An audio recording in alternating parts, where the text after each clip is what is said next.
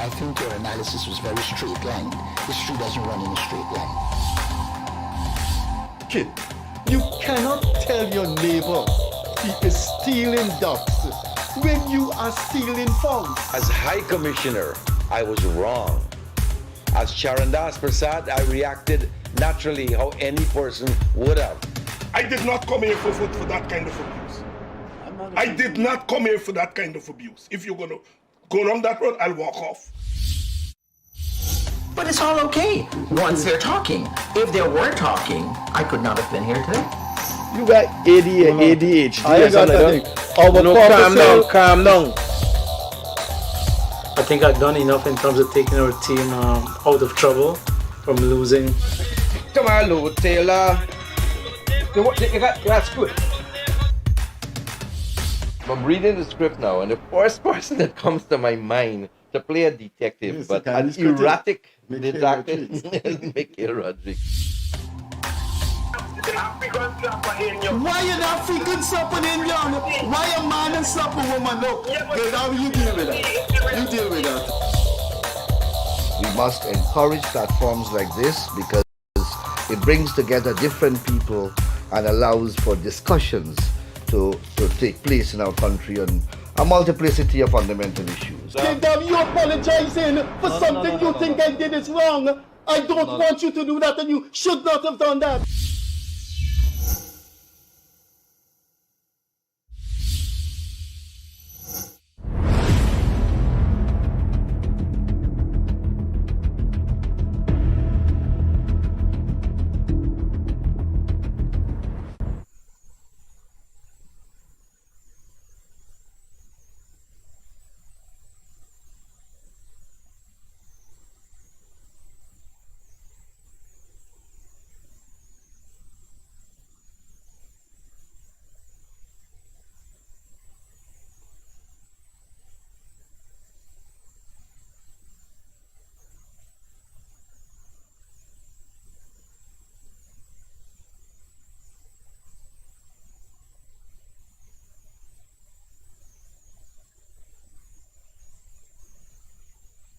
So we are not going to get in the hour. So we have to start right away. Our guest this evening knows no introduction. When you have been more than 40 years in the face of your country, the publicity penetrates the society, and so you're known. I must say, though, that like me and hundreds of thousands of others, you can say he's controversial. I have known him all my life. We were born a corner away from each other in Wortmanville in South Georgetown. I think he's about a year or maybe 18 months younger than I am. I'm tempted to call my age, but then he may resent that because I'm giving out his age. And most prominent people and charismatic people don't like to tell their age. Maybe later in the program he want to tell you his age. Now, before I introduce our guest, which I said I've known a long time, so I know a little bit about him. If you look up the word repartee, just look it up as we're talking. Let me define what is repartee. It is the quick, automatic reply, very witty reply to something said to you. And the reply is automatic, but it's so witty, it tends to make everybody in the room laugh, but it tends to floor you because of the content of the quick reply. I would say the person in Guyana that was very good at that is former deputy leader of the PPP, Boise Ramkaran, the father of well-known lawyer and former PPP stalwart, Mr. Ramkaran. Former Speaker of Parliament, Ralph Ramkaran. Our guest this evening has that capacity, closely approximate to Boise Ramkaran. I don't know if he's second to Ramkaran, but he's very good at repartee. And so what I'm going to do is see with age if he still retains the ability of repartee. I'm going to ask him ridiculous question, and then we'll hand over to Leonard Gildarie, my co-host this evening. Our guest is Vincent Alexander. I'm not going to call his designation. You know he's GECOM. You know he was a long-standing PNC executive. So here is the test of repartee. And then we go over to the serious question from Gildarie. Vincent, there is a plot, there is a fight among leaders to replace R.P. Norton, and you're the dark horse. You're the dark horse, so the rumor said. So, am I sitting next to the next leader of the PNC? One has to remember to be a leader. One has to remember to be a leader. I'm not a member of the PNC. I'm not in the race. You're not in the race? I'm not in the race. Not eligible. Not eligible. Well, Gildarie, Vincent Alexander. Thank you very much, Ms. Alexander. This was long overdue, I tell you that. Since from during the elections time, Ms. Alexander, you have played a role when the history books are being written, and it's been written all the time. Your name, Vincent Alexander, when it comes to elections, it is always going to be there, because there's always going to be the two sides of the table, and you're sitting on one side and the other side. So let me start it. Why are you not, you had gone up against, I think, Mr. Robert Corbyn. Did you give up your PNC membership? I haven't had membership since 2007. I did not renew my membership after 2007. Do you have intention to? Absolutely none. Absolutely. So we're not going to see you in any political race or anything? I've passed that in life. All right. Now that we put that to rest, my question to you, did you object to the arguments that 33, or why did you not object to the arguments that 33 is greater than 32? I had no interest in the argument, one way or the other. Did you agree in fact, with if that? I were involved in the matter, my legal disposition would be quite different. What are your personal opinion on that? On 32 versus 33 versus 32. It is obviously something that came from some legal precedent. And lawyers are lawyers. They seek to win cases as best as they could. That was not my case. If I had to ask you if 33 is greater than 32, I don't think the question is simply if 32 is greater than 33. I think the question is simply that. There was a kind of a conundrum in terms of how they arrived at that. And there is some logic that one could find in it, but I maintain the position that that would not have been my argument. What would have been your argument? I think that if one looks carefully at the Constitution of Guyana, from a historical perspective, it does not provide for what Sharon Das did. That's my view. I'll tell you why. First of all, Sharon Das was not elected directly by a constituency. Sharon Das was elected through a process where the leader of the list pulled his name, and he was therefore, in some regards, for want of a better term, a guest of that list. A guest of that list. I have a difficulty with someone who is a guest of a list, who has problems, remains within the group, when confronted on the question of he has problems, denies that he has any problem. When one looks at the history of his involvement in the debates and so, there's no evidence of a problem. And then uses his guest card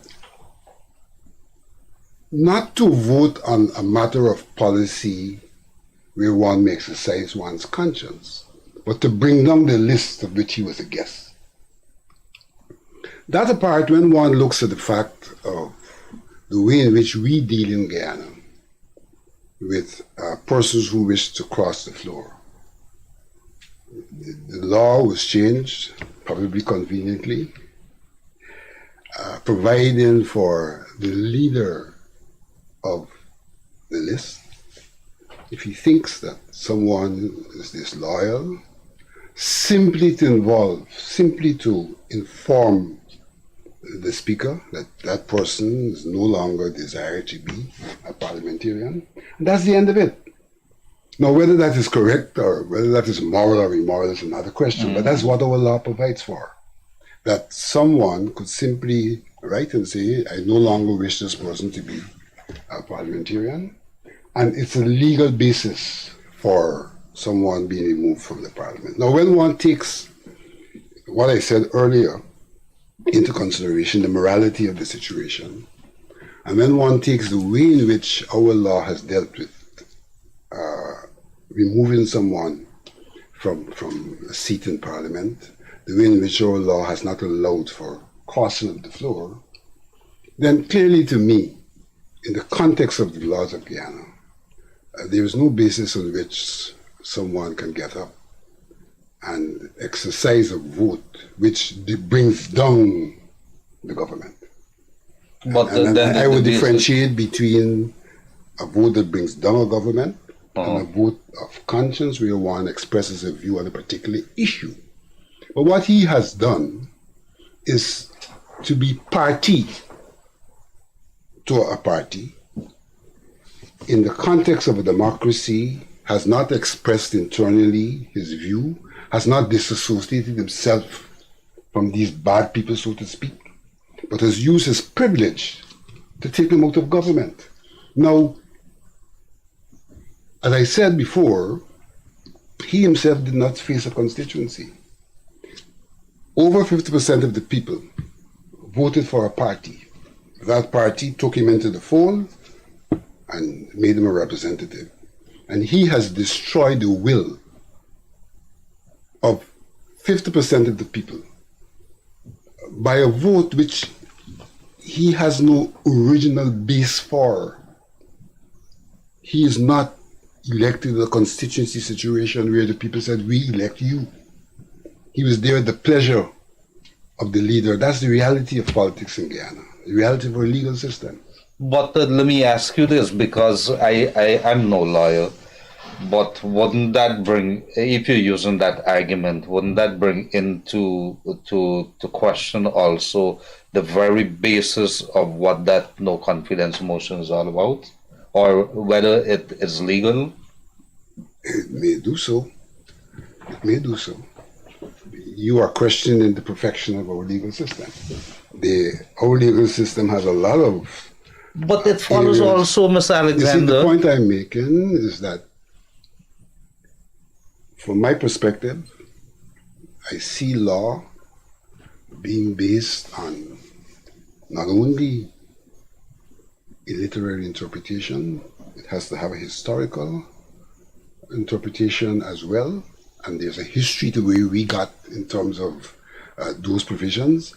And in my view, the court has to take into consideration not only the first step, which is literary interpretation, it has to go beyond that. And I would go further to say, courts tend to develop traditions. And in the case of Guyana, I think the courts has developed a tradition where they're very positivist, and they don't venture beyond that, though we have had instances, and I can quote two, the instance of Messiah, when he went beyond the mere literary interpretation, that led to this was in the matter to deal with, that led to Article 13 being amended. And also the case involving Justice Haynes, where he went beyond the mere provisions of the law and looked at Kelsey's pure theory of law and invoked the ground norm. So legal doctrine for me can play a role as well in the decision-making processes of the court, but courts tend to develop a culture, and judges tend to develop their own disposition. I think in this instance, what has resulted is a disposition that is essentially positivist, and that it could have been different if the judge had a different disposition to the tools at her disposal. But forgive me, Freddie. Yeah, sure. the court could only decide on a question or on a case that is put to them based on that. They cannot go. Can they go outside of that and determine what you're saying there? That was never introduced to the court. That's a different question you're now asking. No, I'm just. I answered you by saying my position. Uh-huh. My position would What be, you would have won. right? What you would have done. And I'm going further to say that I don't think our court is that. I don't want to use the word progressive, but I don't think our court is that adventurous in terms of its decision-making processes.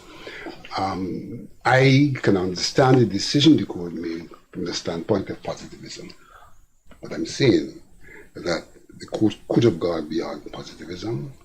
I could also say, and I think it's the point you're making, that those who argue the case also fail in introducing that element. And that's why I said early on that this 32 and 34 thing, I would not have gone there at all. I would have gone where you see I am going on this matter. Interesting. Freddie, I want to come back to you. Well, Vincent, I know how subtle your mind is, and I know how you could introduce extraneous variables and it leads to endless debate. And you have introduced a school of extraneous variables, which have taken on mysterious clothes. Now, this is the first time in Gildarie you don't have an expert to tell you that. This is the first time I'm hearing that after an election, we have two systems in our election. We have the top up and we have the constituency. My understanding was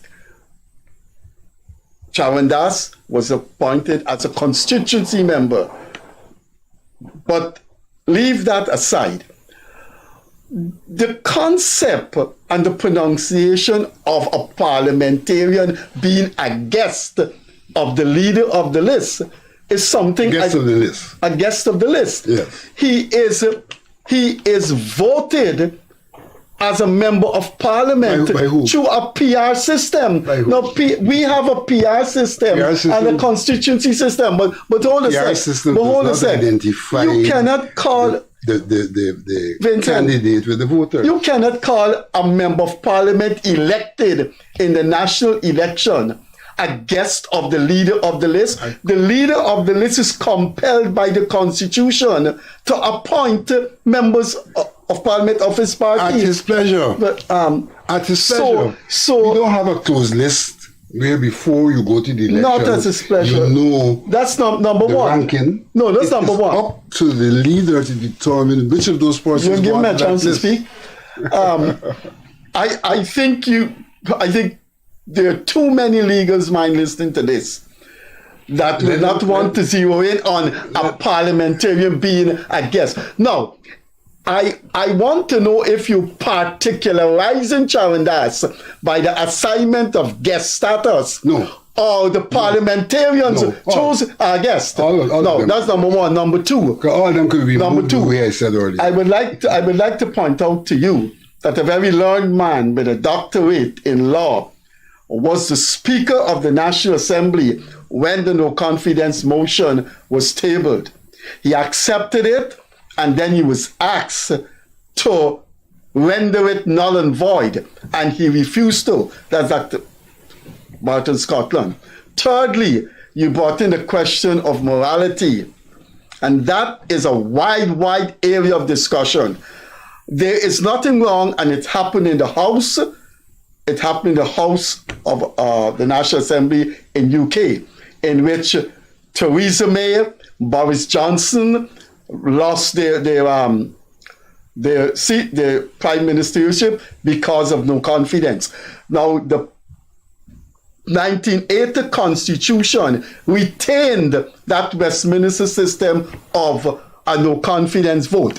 But I want to get to the issue of morality. What is morality? Now, you paint Chawandas as a man who was with his party, saw things wrong with them, never complained. There's a moment in one's life in which one experienced the road to Damascus episode. Chawandas' moment was proud. Is it possible that all that he did, at that final moment he said, I have an opportunity through a vote of no confidence to put an end to a hypocritical regime that I helped to bring into power. I think there could be untold interpretation whether a person is wrong or right, that they stay in a party, and then when there's a no confidence vote, they vote against the party. It happened in Trinidad against Pastor Pandey. So it's a Westminster thing. Trinidad has a force past the post system. Well, we do not have a force past the post system. We have constituency system. A number of our MPs are assigned to constituencies. Our constituencies are multi-member constituencies in which PR prevails in terms of the allocation of seats, and the leader prevails in terms of determining who takes. And so you're saying, it's very unlikely. And so you're saying it's only under first past a system one can moralize a no confidence vote of a member going against his party. Is that what you're saying? I'm saying that a member can go against his party on an issue. But why confine him to an issue? Why you don't feel that it's time the government falls? Because it's not worth to be in power. Why can't he arrive at that moral position? How can an individual who has been put there by a collective decide to destroy the entire Because collective? the Constitution gives him that power in the no confidence vote. I am saying... You're talking now about moral issues, not constitutional issues. From a legal perspective. Legal. And that's interesting. Go ahead. I'm also saying from a legal perspective, I had laid out what are the legal parameters that would suggest that Charan Das had no right to do what he did. My argument was I want to move on because let me say a few things before we move on. Let me say a few things before we move on. This is a serpentine delivery by you. Let me say a few things before we move on. You talked about the Speaker of the House. The Speaker of the House reserves, whether he's learned or otherwise, to call it as he sees it. And he called it as he saw it, and I'm calling it as I see it. So there's no calling back by law, back by the Constitution? So the CCJ... We have concluded in this discussion that the judge made a ruling and that the ruling stands. But that does not commit me. You have your opinion of that. I have a different opinion, and that's what I've expressed. But I want to say a few things. You know, I used to be a parliamentarian. And I think that Barton Scotland has to go down in the annals of Guyanese history as a speaker who, unlike probably all others, was not political in any way. And let me tell you why I'm saying that. The current speaker, when he was a member of parliament, said he had just formed an alliance with the PPP. He said at that time, in this parliament, the opposition gets its say, and the government gets its way. And that principle has followed him into that seat and the conduct of the office he now holds. What's the relevance, may I ask?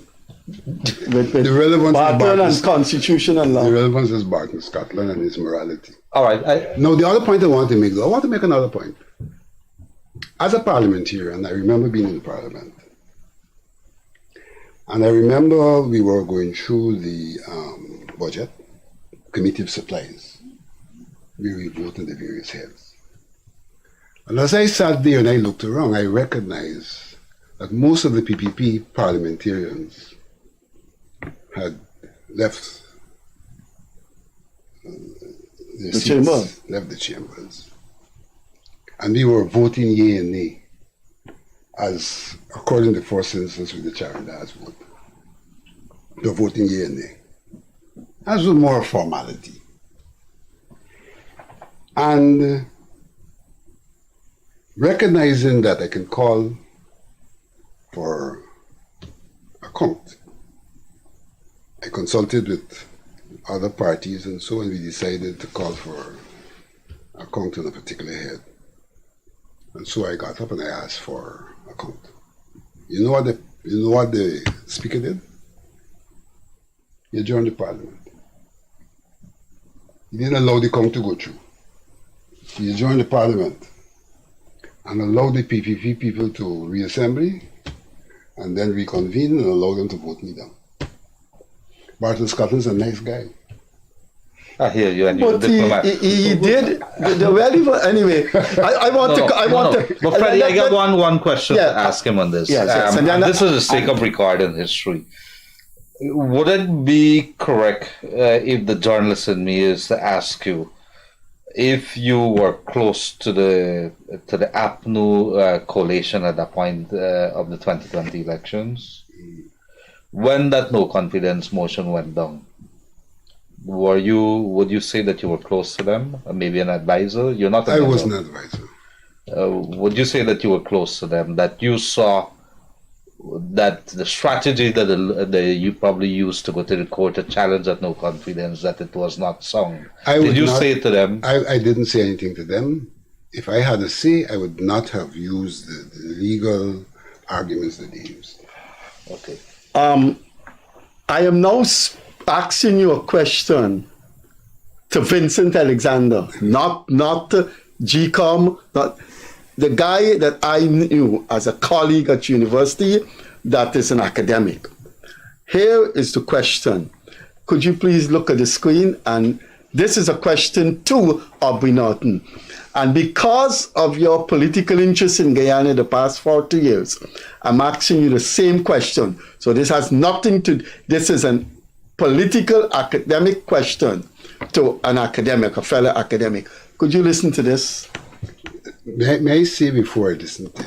I am postulating that the mulattoes and the Creoles are going to treat Norton the way they treated Corbyn.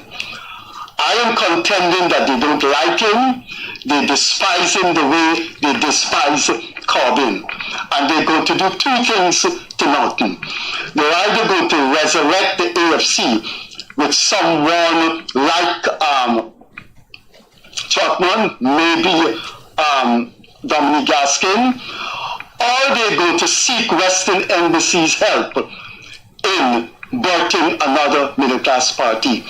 And so we come to 1994, not the 1984, not the 1984 of George Orwell, the 1984 of Hobbes Burnham and Cheddi Jagan. It was a seminal year in the history of Guyana, in which Burnham and Jagan began to pursue class solidarity to the erosion of ethnic competition. The talks were going on in 1984 for this class solidarity, which will find expression in a joint government. But Mr. Burnham died. And so we are still with 1984 in the form of a Jaganite president, Orphan Ali, and the Burnham in the form of Norton. I'm talking about class position now. I believe that Orphan Ali has the resources and intend to use the resources in a way to elevate working class people with the intention of reaching out to the constituencies of the PNC. And I think he's been reaching out to PNC constituencies. That poses a problem for Aubrey Norton, but it doesn't have to be a problem. Norton now could go back to 1984 and seek class solidarity with President Ali. In other words, form an alliance to push Ali to satisfy Norton's consistency, to bring things, to bring resources to the African people that they never had before. I think Ali is going to do it, and I think Norton has no alternative but to make that great leap and form an alliance with Ali, but putting his agenda to Ali and say, this is 1984 Jagan and Burnham, You cannot, if you renege from what I have on my agenda, there's going to be problem. If Norton does that, I think we reach what Francis Fukuyama, and Norton would know what I'm talking about, we will have reached the end of history. I would like to hear Aubrey's response to that. Now that is my question to you as a political... Quite a question. May I say in responding to you that I have hardly ever distanced my academic disposition to my political reasoning. I think there's tremendous coincidence between the two. So, or convergence. Coincident convergence, beautiful. Or confluence. Right, between the two. My first response to what you've said is that I would agree with you that Norton is the subject or the object of classism. I have no doubt that Norton is the object of classism in Guyana. It's a reality of Guyana. I have lived it. I have myself been affected by it on occasion. Even in comparison to the name which you mentioned earlier, classism is a factor.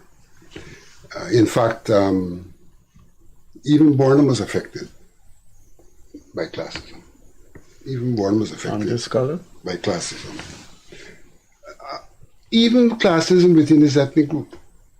When I talk classism here, I'm not restricting it necessarily to an ethnic group, but there are times when classes come together across ethnic lines.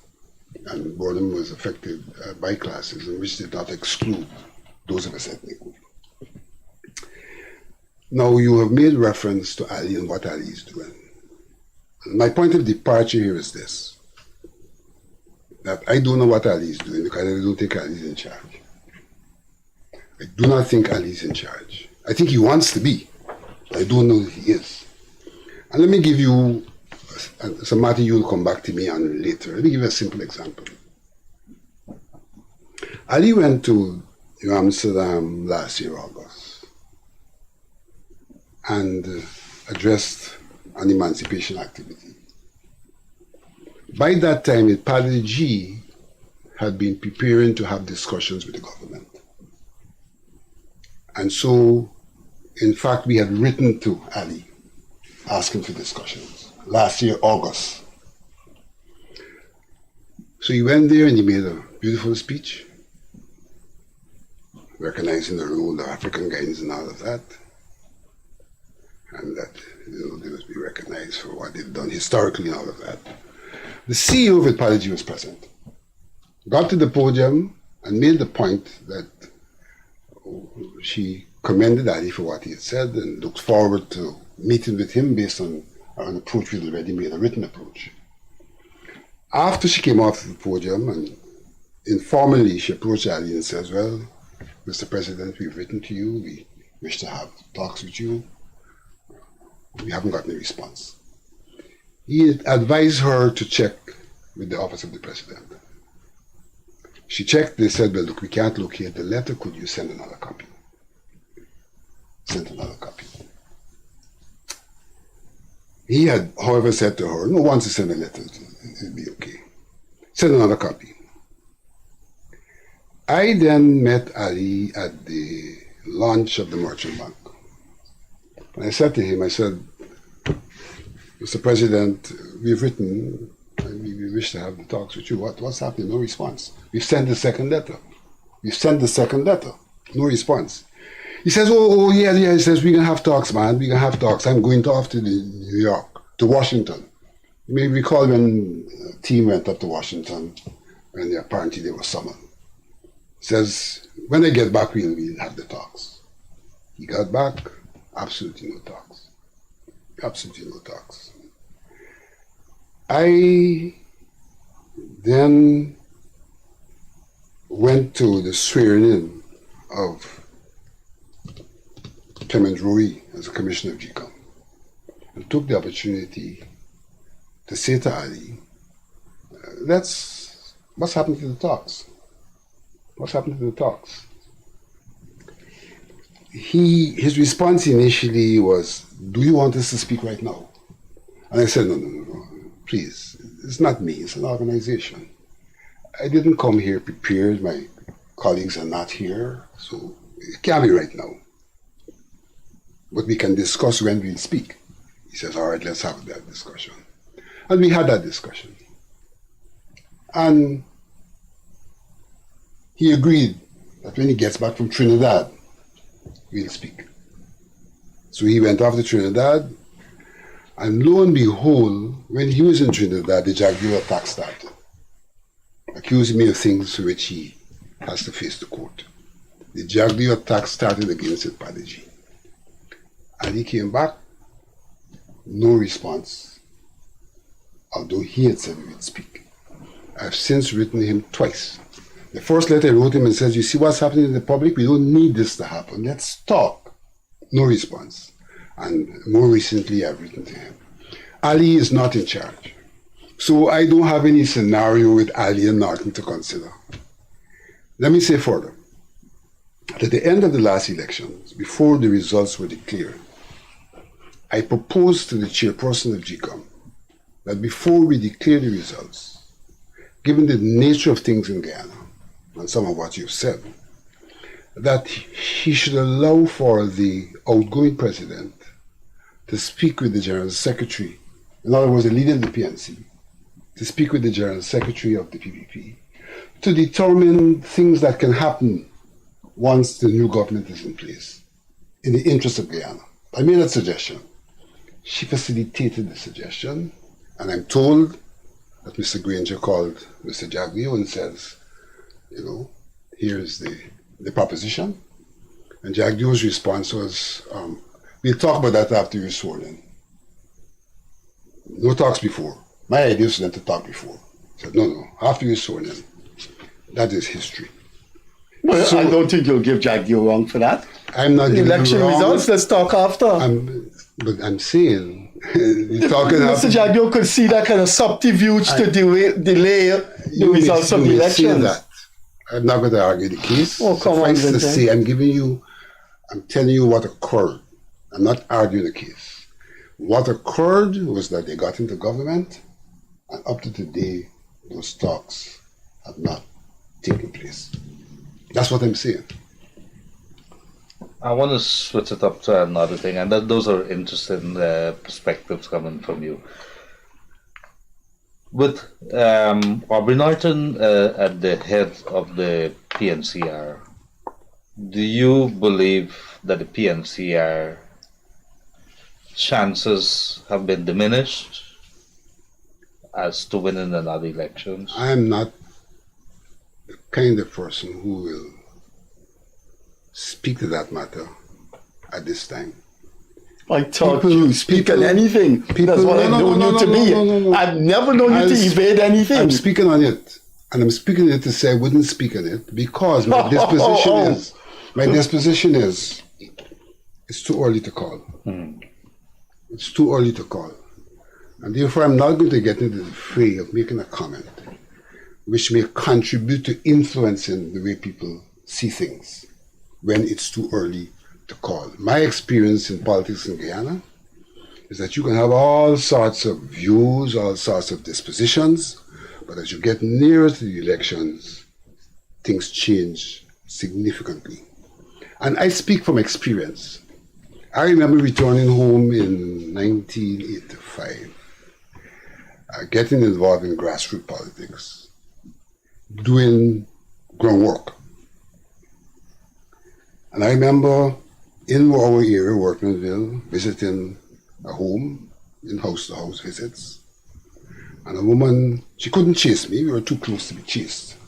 But she says, don't worry, y'all are wasting time, I'm voting for y'all, and all the things that she could say about not getting involved. On the morning of elections, I wasn't involved in the campaign as such. I took my mom very early to vote so I can get home and be out, away from the fray. And I saw the lady in the line. In fact, when I went to speak with her, one of the things I was encouraging her to do is to get registered. I ain't got time with that, I ain't getting registered and all of that. And when I went the morning in 1992, she was behind. So I asked her, I said, what you doing here? You ain't registered. She said, me register, because I vote. My experience is that we are at a point when it's too early to call. And I will not lend my voice on this matter in a manner that may help to influence the thinking of people. You seem to, I don't know if it'd be right to say you're one of the most controversial citizens of Guyana, but that is not true. But I want you to listen to this, because IPADA-G, the controversy of IPADA-G is raging. Yeah. And here is someone that you can't say is an Indian man, is a PPP man. I am going to play a clip from someone I've known as long as, I've known you longer. We born next to each other, but I've known him for more than 50 years. And this country has produced some citizens that you could call quintessential Africanists. Everything is African. Africa is the Africa. Yeah. Could you please play this criticism of Vincent Alexander, and let's have his response. There is you, much older than Sharon. Why, if you have the United Nations Declaration of the People of African Descent, why are you not the head of that? Which Pan-Africanist? I would like to get into that sort of question. Please do. No. Because Vincent is it. But what happened is for a year before that was created, let us say, okay, we used to meet at Cultural Labor College and speak about matters concerning Africa and so on. And then Vincent did something that I'm a little upset about it, because when he asked the guy to write the document, what's his name again? I can't remember now. Okay, he left out Africa completely, and in fact, it upset a lot of things. In fact, I think that's one of the underlying reasons why they've got into recent controversy over collecting money, a subvention from the government, and has done nothing except fly off to Geneva or someplace like that and fight it. That is not an Indian man in singing can saying IPADA-G ain't doing nothing. Well, that is one of the longest serving Pan-Africanists in Guyana. The point, he didn't exactly say that. I don't think I heard him say IPADA-G ain't doing anything. But to say this, my disposition to leadership is on one hand to be a servant leader, and on the other hand to be a moderator. You're speaking to Gildarie. To be a moderator. That get his criticism. Yes. I do not impose myself and my views. I moderate the views of the community so we can have collective decision making. What Gildarie is speaking to is not Alexander. He's speaking to the collective decision. No, he named you twice. Yeah, he named me twice, but that is what he has done. What he has, you did something. What he has not done, he said, I spoke to some guy. Dr. Theo Gittins was engaged by IPADA-G to come up with a strategic plan. Dr. Theo Gittins went through the communities across this country and came up with a strategic plan. It is not Alexander's plan, nor did Alexander tell Theo Gittins what to write. Theo Gittins wrote what he sought to be a consensus across the African Guyanese community. What Gildarie is saying that we did not put Africa as a country, as a continent, in our plan, that he's of the view that we should have emphasized more transatlantic relations with Africa as a part of our plans for the decade. That's his view, and he reserves the right to have that view. He's been constantly transatlantic, he personally. But what I'm saying to you is that the plan which we developed is a plan reflective of the collective of the African Guyanese community. And that is what, irrespective of a view that I might have on the matter, is what we have to work with. Let me go slightly further. I must confess, I don't consider myself as one of the traditional African Guyanese leaders, in the sense that I have not been as involved in African organizations as Gildarie might have been. I have not been.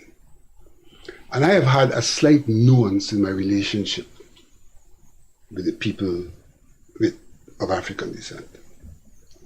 Because I have preferred to refer to myself as an African Guyanese rather than an African. And that would be a point of departure in relation to Gildarie as well. Gildarie would see himself as an African. I would refer to myself as an African Guyanese, because I think that essentially ethnic groups evolve through a process that can be explained in the context of sociology. And that for the period Africans have been in Guyana, whilst we've retained African heritage, whilst we've retained physical features and things of Africans like that, to a very large extent, we have been, and I'm going to use a word which people misuse, we have been creolized. So we are not that original African person. And that creolization brings us to the point of being African Guyanese, because the creolization really is how we have been influenced by our interaction with other ethnic groups, and how out of that a product has emerged that is not the original African product. Now, people who are metaphysicists may disagree with me on the contention that there is this universal African spirit, and therefore if you're African, then you're African. Well, I have ongoing thoughts on the matter, because the universal African spirit got to be in everybody, because everybody comes from Africa, historically. I want to get back with, I had asked you a question about class solidarity between the PNC and PPP, 84 Jagan and Burnham, now Ali. And I'm asking you now as an academic. It would seem to me, knowing you the past 50 years, that your sympathy is with the PNC as against other political parties. Why can't you answer a question if you see the PNC at a particular juncture being endangered by leadership that is lacking in philosophy, insight, qualities? What is essentially wrong as an academic? I'm speaking to you as an academic. I know you're an academic. I know you. I worked with you as two UG lecturers together. And I know you have an analytical mind. I would never take that away from you, knowing you so long and having millions of conversations with you. Why can't someone like you intervene at a particular juncture in the evolution of the party and say, listen, we're in trouble here? For example, I drive through Georgetown every day, and I'm not seeing any PNC flag on the polls for the local government elections. I have seen some areas in East Bank that the PNC have done well, that they're not contesting. You don't see that may be cause for concern, and there may be need for a retreat and look at new leadership. Let me say a few things. I'm going back to your earlier question. Ali is pro-business. So this thing you talk about Ali in the working class, I don't buy it. Ali is pro-business. Ali is trickle-down economics. Ali is not essentially someone who is at the kernel of his politics looking after the interests of the working class. This country has enough right now for the government to do what it's doing in terms of giving the working class some degree of monetary enticement, but I do not see the overall policy of the government as skewed towards the working class. It's skewed towards business. And the working class will have tangential and coincidental benefits. So that seeing that as it is, it interferes with the possibility of a relationship with the PNC that is centered around making the working class. I don't think you're answering my question. No, I'm coming. You said that earlier, you know, and I'm responding to what you said earlier. So that's one. So that's one.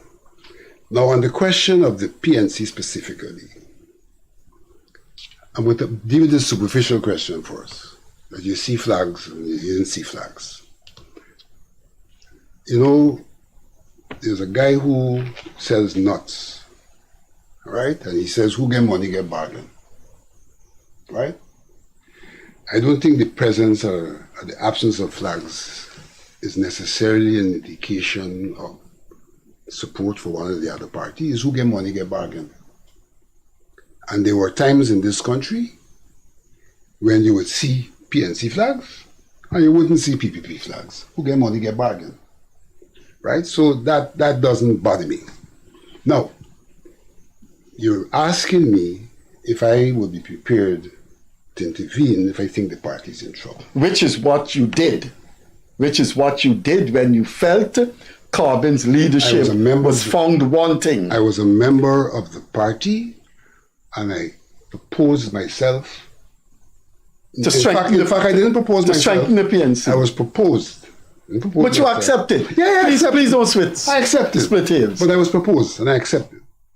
I'm not any longer a member of the party. No, so I'm asking you as an academic. Right? I'm not any longer a member of the party. And if I think that the party has problems, and you're correct, my preference still is the People's National Congress. Still is. I say that publicly.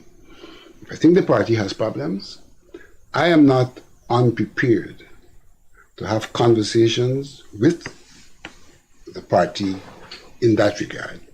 But those conversations will not be public conversations. Those conversations will be private conversations and probably, I dare say, confidential conversations. Because I don't think there's any benefit in me having those conversations publicly, given the nature of this society. The psychological impact of me having to publicly have that kind of conversation will not be down to the benefit of the party. I want to benefit from the conversation. So I would not be involved. And you know, I have had say something similar to this to you in relation to my disposition towards Burnham. I've said to you that I would be... You brought in Burnham, right? Yeah, I bring in Burnham. You bring in Burnham now, boy. I said to you I would be cautious about being overtly critical about Burnham because we're in an environment where overt criticism of Burnham would not be dealt with objectively. It would be taken as another weapon against Burnham and against probably his party. If the environment is one where one can have that kind of conversation objectively in an attempt to foster something good that's good for Guyana, I'll be on board. But my judgment at this time, up to this time, is that any such conversation, people will simply try to politically manipulate you in their and their party's interests. And I'm not going to be used that way. Thank you very much. Mr. Alexander, I have two questions before I hope we don't run. This is interesting. The first thing, what is IPADA-G doing with regards to building the capacity of our Afro-Guyanese when it comes to the oil and gas? There are opportunities there. I've seen criticisms about whether you should accept contracts from government, which I totally disagree with. If the money belongs to the state or the contracts to be had, it's not the PPP money, it's the people of Guyana money. And I believe there are opportunities there to be had. You should take that. That's my first question. Let me respond to you by saying this. You may have heard IPADA-G say that notwithstanding the dispute with the government about the chicken feed, 100 million, which the government now says it wants to distribute directly to the organizations. We have said to our organizations, this is state money. And whilst we will continue to argue that we're entitled to the subvention, this is state money. You reserve the right to exercise your mind as to whether you take it or not. We have not said to any organization, do not take the money. What are you talking about? I'm talking about contracts and going through tendering process and so on. I'm talking about encouraging them, telling them to build capacity. Well, let me go further. Right. You asked the question about what IPADA-G has done. Right. Do you know that IPADA-G has held at least 4 workshops where we invited public notice, invited African Guyanese to come so that we can get people who are specialists in procurement to gear them to access contracts. We have done that. Mm-hmm. Right? So I was amused when Egil did something similar the other day, as if he was, doing something new. IPADA-G has done that. Wow. IPADA-G, for all intents and purposes, embarked on a process of determining what kinds of projects can be undertaken in the interest of people of African descent, what kind of programs can be undertaken, and what kind of advocacy is required to change the institutional and legal framework in this country to facilitate the rebound of the people of African descent. It is in that regard that we wanted to have a conversation with the president, hoping that that would lead to us having sectoral conversations, because at the end of the day, we can have projects, we can have programs, unless our view is that the institutional and legal framework requires some redoing if the African Guyanese, given the historical problems that we are faced with, are to rebound. And that's why we wanted to have the conversation. And therefore, the extent to which the government does not want to have that conversation is the extent to which they're either saying that this is not an issue, that all we need to, we believe that the African Guyanese need some degree of equity, of equitable treatment. And that to talk that we're all equal because everybody can go and carry in an application for a contract, we are saying that we're not all equal at this point in time for historical reasons, and therefore you can't operate as if you're equal citizens. That in the case of the African Guyanese, there is need for equitable treatment in some regards to bring them up to that point where we can say we now competing equally. For example, when one talks about Guyanese history, let us see if our history is taught in a manner that makes an African Guyanese confident of his being in this society. Or if in not teaching the history and the way in which it is taught, it doesn't have the negative effect on the African Guyanese. I had an old Hilux, and I'm driving into a gas station. And a little African boy comes to me, African Guyanese boy comes to me, and he says, "You're driving bossman vehicle." That's what he says to me. Young African boy. How he's been fashioned thought-wise, he doesn't even envisage that this African brother is the owner. He thinks that these vehicles are only owned by a certain set of people. There's a deep psychological problem which has historical antecedents that we've not dealt with. And these things have to be dealt with in the context of equity. Vincent, it's an African Guyanese speaking. Maybe you should listen to an Indo-Guyanese speak about how other races feel about them, how they look. But I am not, the operator signal. No, but I have that conversation. Operator signal time is gone. There's something I want to say that I've never said publicly. Never said publicly, I'm saying it now, and I'm going to get a lot of flack for saying it. This is not done for your benefit. This is private conversation I've had. This had nothing to do with me wanting to protect you. You don't need my protection. In the past, I mean, we've known each other long. So you've had conversation with people about Freddie Kissoon, and I've had conversation with people, and Vincent Alexander name came up. I have defended you. No, I don't think you should be grateful. There's something I have defended you several times as a PNC man that I know is not racial. The past 2 years, it's not looking good for the multiracial face of the PNC, in the sense that 5 high-profile Indians, very high-profile Indians in the PPP, could issue a statement slamming the PNC for being insensitive to East Indians. Surely that must impact on you. I am not in the PNC, but let me respond to you this way.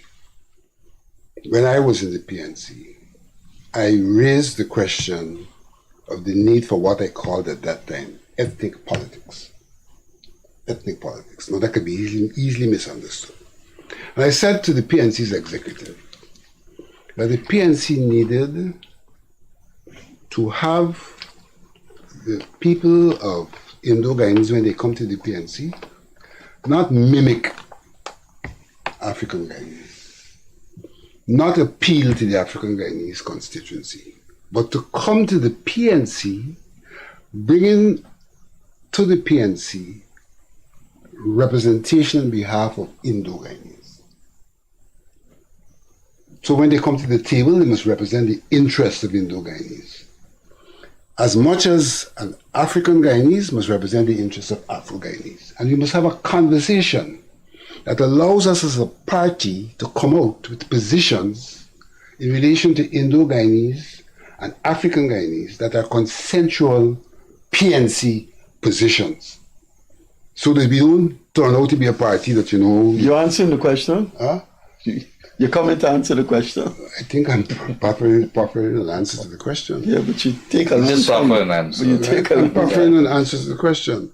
So that my disposition is that the PNC needs to consciously and overtly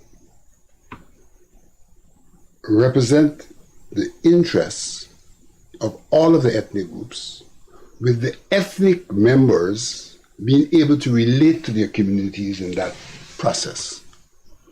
I think that one of the problems that the PNC has been faced with, and probably the PPP in another way, is that they have this fear of being described, one way or the other, and do not clearly come out to overtly do what they should be doing. And so they have this pretense in Guyana that these parties are multiracial parties and you have no racial problem. I disagree with that. I feel that the party needs to acknowledge that Afro-Guyanese have their issues that are peculiar to Afro-Guyanese. Indo-Guyanese have the issues that are peculiar to Indo-Guyanese, and that they must articulate policies and programs to address those as much as they articulate policies and programs to address the common national issues. Okay, the operator signal, our time has come. I will have to relinquish my closing remarks. I will ask Gildarie too, because our time has come, and I don't think anyone, the thousands watching this program, they must say, ask him. So we will close on the final question. And this is where the subtlety of Vincent Alexander I anticipate. Vincent Alexander, I am saying the PPP won the 2020 elections. Do you reject that? I am saying that given what happened on the East Coast, I called for a by-election to settle that problem, and therefore for me, I was not prepared to be involved in the announcement of the result. 47 boxes came under controversy. I have walked the night with evidence here. You don't walk with evidence, you brought along it. You only walk with a person. Sorry for my bad English. To show that in fact, when the Commissioner of Police wrote that the Claudette Singh, responding to what she wrote to him, showing that out of one, in this instance, this is just one example, that out of 172 persons who the APNU claim but this, were not in you the bring country. in APNU evidence, you don't bring in This is not the APNU evidence, this is the Office of the Commissioner of Police. Who's been indicted in the Commission of Inquiry? Verifying, I don't know who he's indicted about. The Commission of Inquiry said some... I hereby refer to your letter. You quoting the Commissioner of Police? Herewith report from the Deputy Chief Immigration Officer for your information. Why is it that Anil Nandalal sought to collect from GECOM all of the documentation that the APNU The man is not provided, here to defend himself. all of the documentation that APNU provided, beyond that which GECOM sent to the Commissioner, and from then, probably 6 months now, has been patently silent. So when he's in a position... So the CARICOM we count and all of those things must be discounted. I am saying, no. I'm only calling for by-election on the East Coast. The rest of the results remain the same.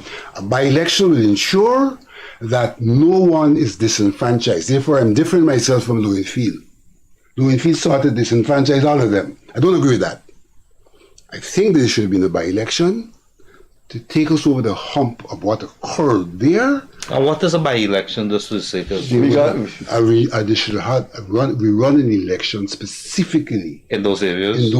We gotta add those results to the other results, and I would recognize those results. Will you come here with and sit next to a person in the PPP, the opposing view, so we could ventilate I have no problem with that. Okay, my good old friend Vincent Alexander from Wortmanville. It's always nice talking to you. My fellow Pacadonian. But you know you're a devious debater. I must say on behalf of Freddie and myself, it's been a pleasure. Unfortunately, it's come to a premature end. We will have Mr. Vincent Alexander back here. And let me say this. I really admire people. Politicians are going to come and go. Policy makers, thinkers within this country. The ones who are going to stand head and shoulders above the rest are the ones who are not afraid to have the talks about the debates and so on, to participate in that. And I must say, my hats off to Mr. Vincent is never afraid. Yeah, to be here tonight. You know, sometimes it's going to be a little hot, but he has proffered his explanations to some of the questions that we've offered. And like I've always said, as we go about our ways tonight, on behalf of myself and Freddie, and of course, Mr. Alexander, we want to say stay safe on the roadways, and we're going to be back with you on Wednesday. This is the Gildarie Freddie Kissoon Show. Thank you very much for having me.